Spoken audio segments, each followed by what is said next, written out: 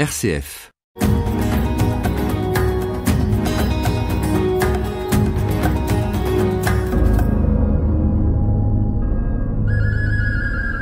Les cérémonies du Nouvel An se suivent et ne se ressemblent pas. Aujourd'hui, 28 mars 2017, c'est Bali qui fête son entrée dans une nouvelle année, et ce d'une manière unique. Hier, et dans les jours qui ont précédé, les Balinais ont fabriqué des statues en papier mâché représentant des démons. Hier soir, ces statues ont été portées dans les rues, entre les explosions de pétards, le vrombissement des motos, les cris des adultes et des enfants. Le mal est descendu sur l'île des dieux, et les hommes se sont vaillamment battus contre les ténèbres qui envahissaient symboliquement leur terre, déposant des milliers d'offrandes dans leurs rues et sur leurs plages. Et aujourd'hui, lendemain de cette bataille où le bien a triomphé du mal, c'est Nyepi, le jour du silence. Il faut ce jour-là respecter 4 interdictions.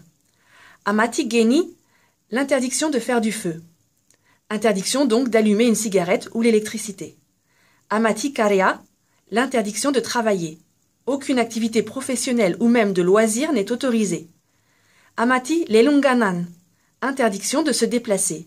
Les rues sont désertes, l'aéroport est fermé. Seuls les véhicules de secours ont droit à une dérogation. Et enfin, Amati Lelanguan, interdiction de manger et de désirer quoi que ce soit.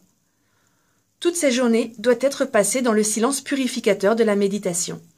Les seules âmes qui vivent observables à l'extérieur de la maison sont les agents de police qui veillent au respect de la coutume. Et celle-ci est valable pour tous. Pendant Nyepi, les touristes sont confinés dans leur hôtel avec interdiction de sortir. Toutes leurs activités sont annulées, les restaurants sont fermés, et s'ils veulent écouter de la musique, le son doit être au minimum, sous peine de voir débarquer la police. La plupart d'entre eux évacuent d'ailleurs Bali quelques jours avant Nyepi pour échapper à cette coutume qui leur gâche les vacances. Il y a quelque chose cependant d'extrêmement satisfaisant à voir Bali, pourtant le domaine des touristes, de leurs hôtels et de leurs loisirs, opposer cette dernière résistance culturelle, et cela laisse l'espoir qu'il est donc possible d'échapper au consumérisme délirant, au profit de la retraite spirituelle, ne serait-ce qu'un jour par an.